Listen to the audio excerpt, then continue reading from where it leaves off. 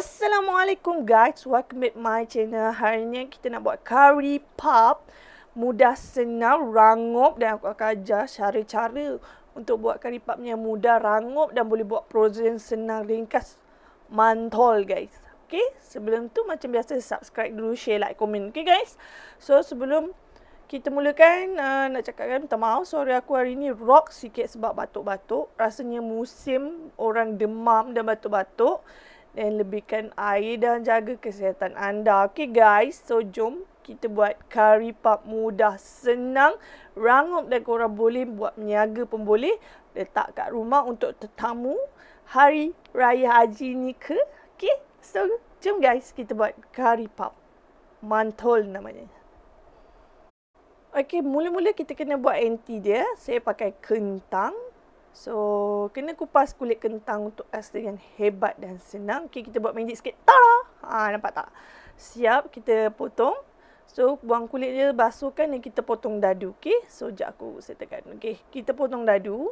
Okay guys, kalau korang nak pakai keledek pun boleh, nak campur dengan keledek pun boleh. Tak kisah. Okay, anti dia tak ada masalah. Yang penting, curry puff ni anti dia lah yang kena padu dan sedap. Kalau anti dia kurang sedap, tak mantul lah curry puff korang. Sebab buat kulit curry puff tu amat-amatlah mudah.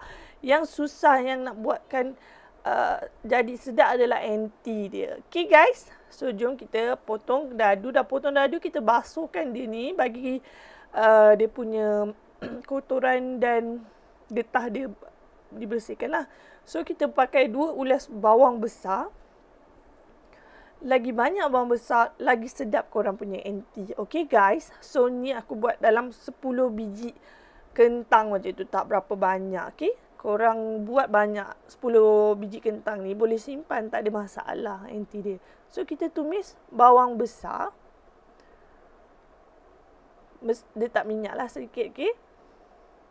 Lepas dah tumis, kita letak udang kering yang dikisar atau ditumbuk 1 sudu. Masakkan bawang besar dan udang kering tu dengan perlahan, api yang perlahan lah, okay. Aku letak minyak sikit sebab minyak terlalu banyak. So dah bau naik, korang boleh letak cili kisar. Cili kisar atau cili bubuk pun boleh, tak ada masalah. Tapi nak sedap pakailah cili kisar. Ni dalam 20 sudu makan macam tu, okay. Kalau nak pedas. Ni pedas saya buat. Kalau tak nak pedas, boleh dalam 10 sudu makan macam tu.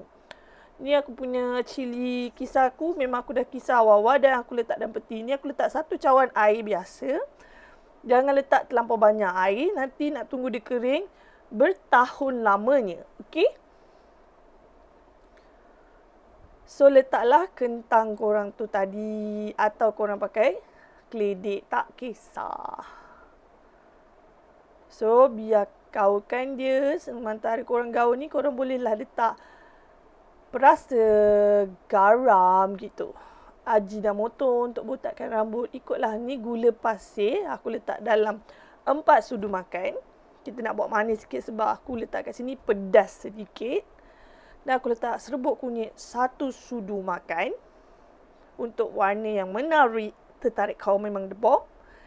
Dan aku letak 1 sudu rempah kari ayam daging. Dan gaulkan dia, sebatikan dia dan kita bagi kentang ni empuk. Okey. Gula tu memang kena banyak sikit sebab saya buat pedas. So, kita taburkan daun kari. Kalau tak ada, boleh skip, tak ada masalah. Okay guys, kalau ada, letak padu.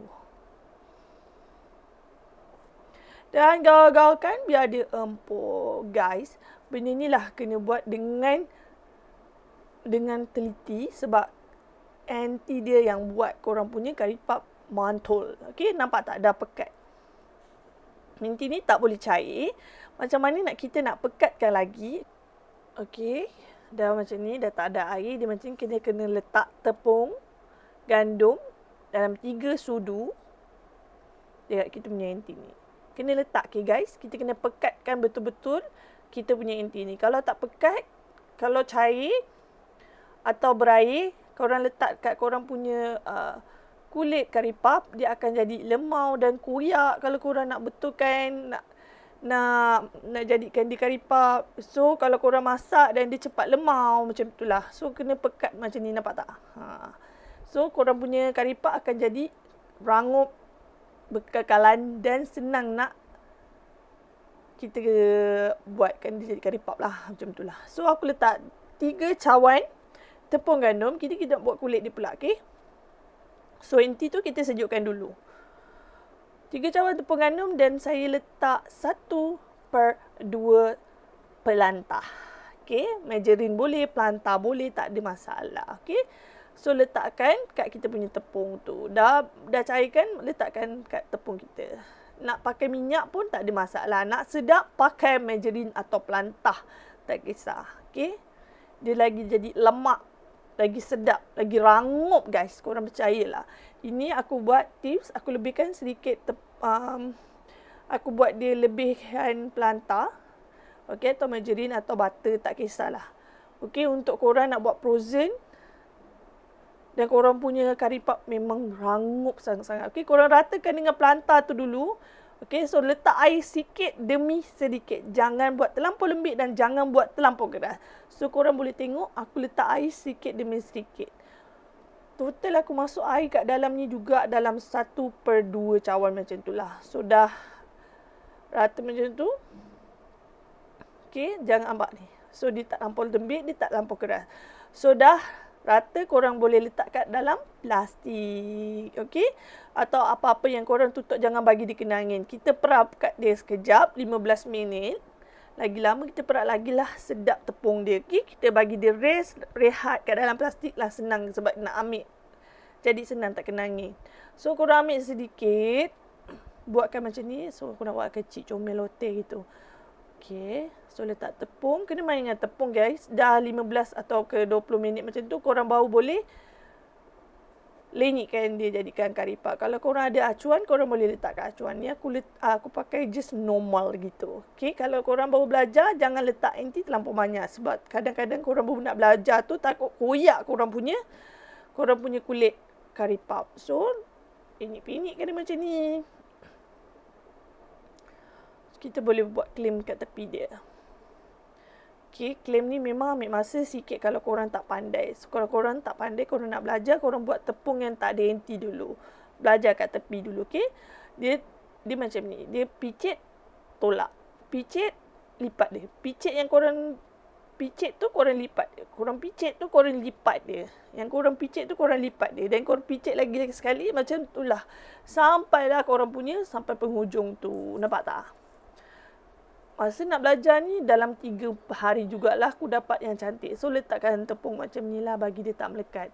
So, biarkan dia dekat kita punya dulang. Dulang tu korang kena letak tepung kat dia punya dulang tu lah, takut dia melekat. So, korang kena main banyak tepung lah kat sini, okay? Sudah bulat, korang bolehlah tengok macam mana aku buat klaim tepi dia. Kalau tak pandai, boleh buat acuan kari puff tu. Masa korang nak ketap dia, korang letakkan air dekat dia punya bibir ujung tu untuk betul-betul melekat. Okey? Takut nanti masa korang nak masak dia terbuka. Macam itulah. So, ni aku lipat. Aku picit-picit macam ni dan aku klaimkan dia. So, aku pindah tempat aku nak duduk sebab banyak aku buat kari puff ni banyak sebenarnya. So, aku nak duduk. Tadi aku berdiri. So, aku masuk dalam rumah aku dan aku buatlah duduk. So, dia picit, lipat. Picit, lipat. Picit, lipat. Okay, aku main tepung sikit. Picit, lipat. Picit, lipat. Picit, lipat. Picit, lipat. Picit, lipat. Picit, lipat. Picit, lipat. Gitulah. Okay. Kalau korang nak buat benda ni, korang kena buat tepung yang tak ada anti dulu. Baru korang boleh buat yang ada anti. Okay. Yang paling penting, kalau baru belajar, jangan terlampau banyak letak anti. So, macam inilah korang letak tepung. Bagi dia tak melekat. Okay? Kalau korang dah siap semua, korang nak bekukan dia, nak buat frozen, korang kena terbalik. Bila korang dah susun, korang nak buat, dan korang terbalikkan balik kari puff tu, bagi mudah nanti korang goreng, dia tak terapung tau. So, korang terbalikkanlah kari puff korang tu masa korang letak kat dia kat dulang tu. Kenakan dia angin depan belakang macam tu lah. Okay. So, letak dalam satu sudut. Dan lipatkan ujung dia macam ni. Kalau korang tak berapa faham, korang boleh je komen dekat bawah video ni. Dan aku insyaAllah, kalau aku jumpa komen korang, insyaAllah aku balas. Okay guys. So korang, pada yang nak buat frozen ni, bila korang dah keringkan benda ni, okay, dah habis korang dah uli, biarkan dia kena angin, depan belakang, korang kena terbalik-terbalikkan dia. Dekat dulang korang hidangkan tu. Dan baru korang letak dalam bekas dan korang bekukan. Bila dah bekukan, dalam 3-4 jam korang keluarkan dia. Korang angkat-angkatlah, takut dia melekat dekat dalam tapur yang korang letak semuanya curry puff tu. Okay guys. So, aku nak buat banyak-banyak tunjuk korang yang aku buat ni, nanti korang skip pula kan. So, sampai sini saja. Kita boleh goreng lah lepas ni. Sekejap aku bagi korang last kali aku buat dia punya claim. Ni separuh aku buat frozen juga untuk aku lah. Frozen aku tak jual, just untuk aku. Okay, dia picit, lipat, picit, lipat, picit, lipat, picit, lipat, dan picit, lipat, picit, lipat, picit, lipat, picit, lipat. Tada! Okay, dah siap. Okay, ini dia curry puff Siti Nanain punya. Okay, so korang boleh tengok yang ni pula kesemuanya. So kalau korang tu, korang terbalik-terbalikkan dia lah. Okay, untuk dia macam bila korang masuk, dia tak terapung tau. So dia balance, dia akan balance lah. Dia macam tak adalah terapung benda tu. Curry puff ni susah sikit nak goreng kan. Okay, so dalam minyak jangan terlampau panas, jangan terlampau sejuk. Dia suam-suam gitu. Kalau masuk dia macam melegak-legak macam ni, nampak tak? Dia jangan terlampau panas sebab nanti korang punya curry puff tak masak pula. Okay, so masukkan.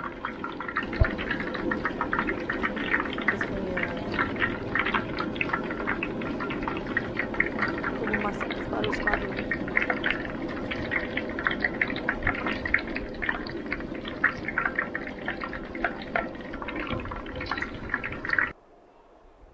Okey, jangan kocak-kocak dia macam ni sangat sebab takut koyak korang punya curry puff. Aku tolak-tolak macam ni pun aku tolak slow je, tak berapa kuat pun guys.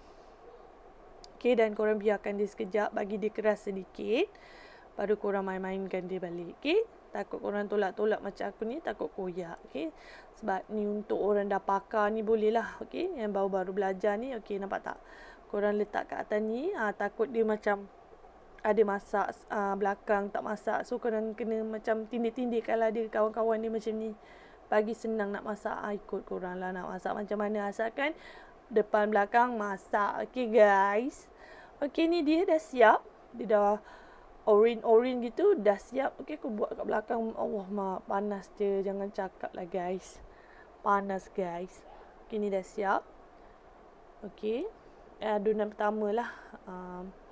So yang tadi tu tak ada berapa banyak lah. Aku buat yang ni semuanya dalam 1 kilo tepung gandum jugalah. Okay, ni ada separuh lagi untuk adunan kedua aku ni. So kita skip lah. Okay, dah siap. Semua dah aku goreng. Dan ini dia hasilnya. Nampak tak? So aku nak letak dalam bekas ni. Suam-suam gitu. So kalau korang punya anti dah sejuk, baru boleh buat curry puff korang. Okay, kalau korang nak buat, better buat malam atau buat hari ni, esok baru korang boleh buat curry puff. Jangan masa tu korang nak buat curry puff, masa tu lah korang buat anti. Masa panas-panas korang buat, memang tak jadilah curry puff korang. Okay, dah siap guys curry puffnya. Nak dengar kerangup pan, sekejap aku ambil satu, korang boleh dengar rangup curry puff aku ni. So, kita ambil yang satu ni yang macam bengok ni. So, kita rasa.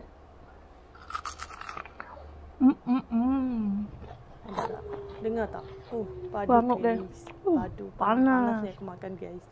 Nak rangup. Jadi rangup, pastikan anti korang tu kering betul-betul. Dan masa korang nak buat, anti korang dah sejuk. Okay guys, selamat mencuba kari pak mantul guys. Jumpa next video. Assalamualaikum guys.